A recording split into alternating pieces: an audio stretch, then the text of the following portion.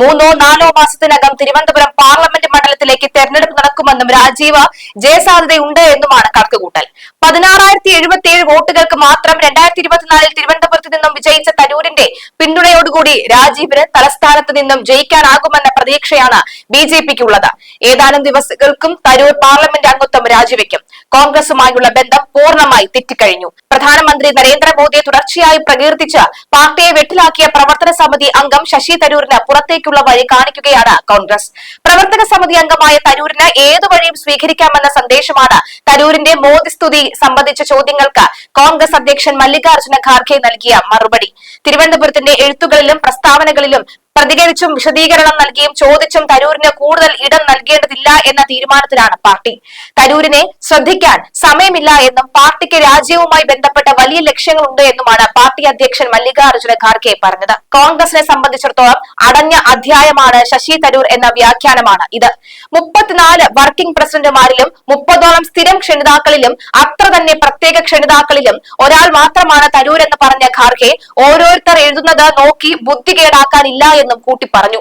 തരൂരിന്റെ നിലപാടുകൾ BJPക്കും മോദിക്കും ഗുണം ചെയ്യുമെന്ന രീതിയിലായിരുന്നുവെന്നാണ് കോൺഗ്രസിന്റെ വിലയിരുത്തൽ. കേരളത്തിലും പാർട്ടിയെ നിർണായക സന്ദർഭങ്ങളിൽ തരൂർ പ്രതിരോധത്തിലാക്കിയെന്നും വിലയിരുത്തുന്നുണ്ട്. നിലമ്പൂർ ഉപതെരഞ്ഞെടുപ്പ് ദിവസം പ്രചാരണത്തിന് ക്ഷണിച്ചില്ല എന്ന് പറഞ്ഞ് തരൂർ പാർട്ടിയെ വെട്ടിലാക്കി.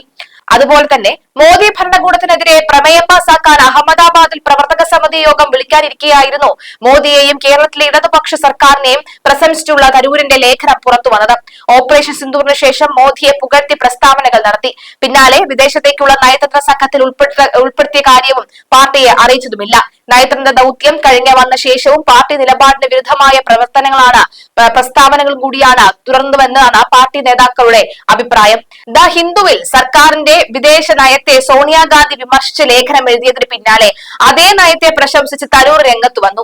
പാർട്ടിയുടെ ഉന്നത പദവിയിലിരുന്ന BJPക്ക് കൃത്യമായ രാഷ്ട്രീയ ആയുധമാണ് തരൂർ നൽകുന്നത് എന്ന് ഇത് എന്തെങ്കിലും പദവിയോ അല്ലെങ്കിൽ ഏതെങ്കിലും തരത്തിലുള്ള സ്ഥാനമാനങ്ങളോ ലക്ഷ്യമോ മുന്നിൽ കണ്ടുള്ള കളിയാണ് എന്നുമാണ് കോൺഗ്രസ് വിലയിരുത്തുന്നത്. അച്ചടക്ക നടപടിയെടുത്ത തരൂരിന് കൂടുതൽ പ്രസക്തി നൽകുന്നില്ല എന്നാണ് ജനറൽ സെക്രട്ടറി KC വേണുഗോപാലിന്റെ പ്രതികരണത്തിലും തെളിയുന്നത്. അങ്ങനെയെങ്കിൽ താനും പുറത്തേക്കെന്ന സൂചനയാണ് തരൂർ എക്സിൽ നൽകിയ പരോക്ഷ മറുപടിയിലുള്ളത്. കോൺഗ്രസ് പ്രവർത്തക സമിതി പദവിയിൽ നിന്ന് പ്രധാനമന്ത്രി നരേന്ദ്രമോദിയെ പരസ്യമായി പ്രകീർത്തിക്കുകയും ലേഖനം എഴുതുകയും ചെയ്യുന്ന ശശി തരൂർ MPക്കെതിരെ പരിഹാസവുമായി കോൺഗ്രസ് അധ്യക്ഷൻ മല്ലികാർജ്ജുന ഖാർഗെ രംഗത്തെത്തി. കോൺഗ്രസിന് രാജ്യമാണ് ആദ്യമെന്നും ചിലർക്ക് മോദി ആദ്യവും രാജ്യം പിന്നെയുമാണെന്നും ഖാർഗെ പറഞ്ഞു. പ്രവർത്തക സമിതി അംഗമായ തരൂർ മോദിയെ നിരന്തരം ലേഖനത്തിലൂടെയും മറ്റ് സ്തുതിഗീതങ്ങൾ പാടുകയും പുകഴ്ത്തുകയും ഒക്കെ ചെയ്യുമ്പോൾ മാധ്യമപ്രവർത്തകരുടെ ചോദ്യത്തിന് മറുപടി പറയാതെയായിരുന്നു അദ്ദേഹം. എനിക്ക് ഇംഗ്ലീഷ് നന്നായി വായിക്കാൻ അറിയില്ല. അദ്ദേഹത്തിന്റെ അതായത് തരൂരിന്റെ ഭാഷ വളരെ നല്ലതാണ്. അതുകൊണ്ടാണ് ഞങ്ങൾ അദ്ദേഹത്തെ കോൺഗ്രസ് പ്രവർത്തക സമിതി അംഗമാക്കിയത്. ഓപ്പറേഷൻ സിന്ദൂറുമായി ബന്ധപ്പെട്ട ലേഖനത്തിൽ തരൂർ മോദിയെ പുകഴ്ത്തിയതിനെ കുറിച്ച് ഖാർഗെ പറഞ്ഞു. പ്രതിപക്ഷം പോരാടുന്ന സൈന്യത്തോടൊപ്പമാണ്. രാജ്യം വലുതാണെന്നും സർക്കാരിന് ഒപ്പമാണ് എന്നും ഞങ്ങൾ പറഞ്ഞു. ഞങ്ങൾക്ക് ആദ്യം രാജ്യം പിന്നെ പാർട്ടി, അതാണ് ഞങ്ങളുടെ നയമെന്നും ഖാർഗെ വ്യക്തമാക്കി.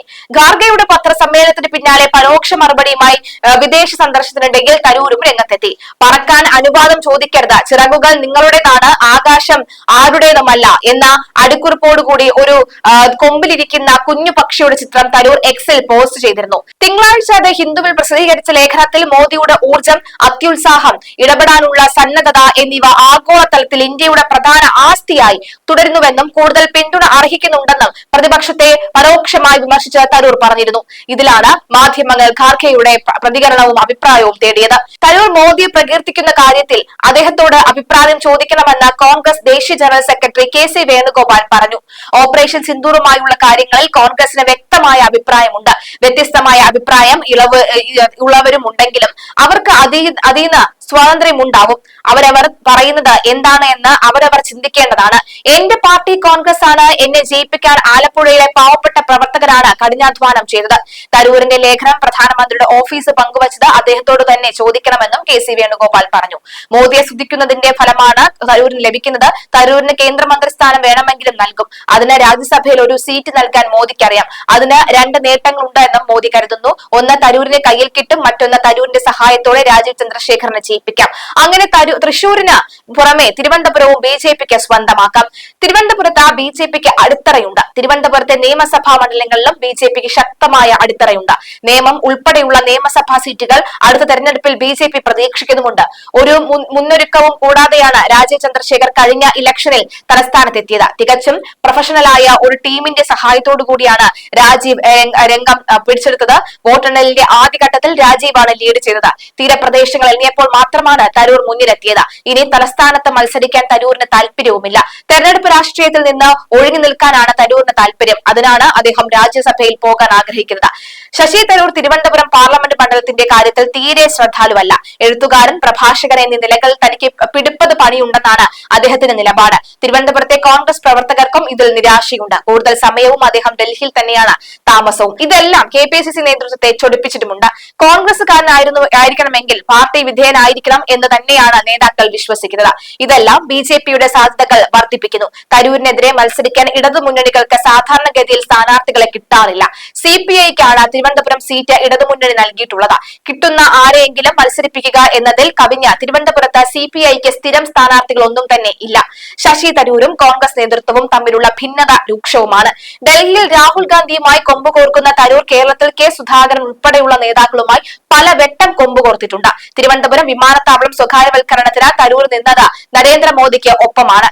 കരൺ അദാനിയുമായുള്ള ബന്ധമാണ് ഇതിന് പിന്നിലെന്ന് കോൺഗ്രസ് നേതൃത്വം കരുതുന്നു. തരൂരിന്റെ ഭാര്യയുടെ മരണവുമായി ബന്ധപ്പെട്ട് BJP സ്വീകരിക്കുന്ന തണുപ്പൻ നീക്കം അദാനി കുടുംബത്തിന്റെ ഇടപെടൽ വഴി സംഭവിച്ചതാണ് എന്ന് കോൺഗ്രസ് കരുതുന്നുണ്ട്. വിമാനത്താവള വിഷയത്തിൽ സംസ്ഥാന കോൺഗ്രസ് തരൂരിനെ തള്ളിയിരുന്നു. നരേന്ദ്രമോദിയുമായി തരൂരിന് നല്ല ബന്ധമുണ്ട് എന്ന് കോൺഗ്രസ് നേതൃത്വം കരുതുന്നു. കരൺ അദാനി തിരുവനന്തപുരത്ത് എത്തുമ്പോൾ തരൂരിന്റെ അതിഥിയായാകും പതിവായി എത്തുക. കോൺഗ്രസ് അധ്യക്ഷ സ്ഥാനത്തേക്ക് മത്സരിച്ച് തോറ്റ തരൂർ പാർട്ടിയിൽ ഇല്ലാത്തത് പോലെയാണ് ഇപ്പോഴും. ജ്യോതിരാജ സിന്ധ മുതൽ ഗലാം നബി ആസാദ് വരെയുള്ള നേതാക്കൾ പുറത്തുപോയത് തരൂരിന് നന്നായി അറിയാം. BJPയുടെ ലക്ഷ്യം കോൺഗ്രസിനുള്ളിൽ കലഹമുണ്ടാക്കുക എന്നത് മാത്രമായിരിക്കും. സീനിയർ നേതാക്കൾ ഓരോരുത്തരായി പുറത്തുപോയി BJP പാളയത്തിൽ ചേക്കേറുന്നത് കോൺഗ്രസ് നേതൃത്വം കണ്ടിട്ടും പ്രതികരിക്കാതിരിക്കുന്നത് അതുകൊണ്ടാണ്. പോകുന്നവരെല്ലാം പോകട്ടെ എന്ന നിലപാടാണ് ഹൈക്കമാൻഡിനുള്ളത്.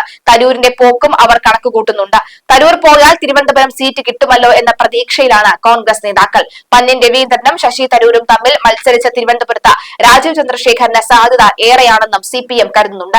ചന്ദ്രശേഖർ വൻ മുന്നേറ്റമാണ് തിരുവനന്തപുരത്ത് നടത്തിയത്. തിരുവനന്തപുരത്തെ പല നിയമസഭാ മണ്ഡലങ്ങളിലും ഇടതുമുന്നണി വോട്ടുകൾ BJPക്ക് മറിഞ്ഞു എന്ന ആരോപണം സജീവമാണ്. തിരുവനന്തപുരത്ത് BJP ജയിച്ചാൽ ഇടത് സർക്കാർ ഉദ്ദേശിക്കുന്ന പല വികസന പദ്ധതികളും നടപ്പിലാക്കാൻ കഴിയുമെന്ന് പിണറായി സർക്കാർ കരുതുന്നുണ്ട്. ഇങ്ങനെ സംഭവിച്ചാൽ സിൽവർ ലൈൻ പദ്ധതി നടപ്പിലാക്കാൻ സാധിക്കുമെന്ന് പിണറായിക്ക് നന്നായി അറിയാം.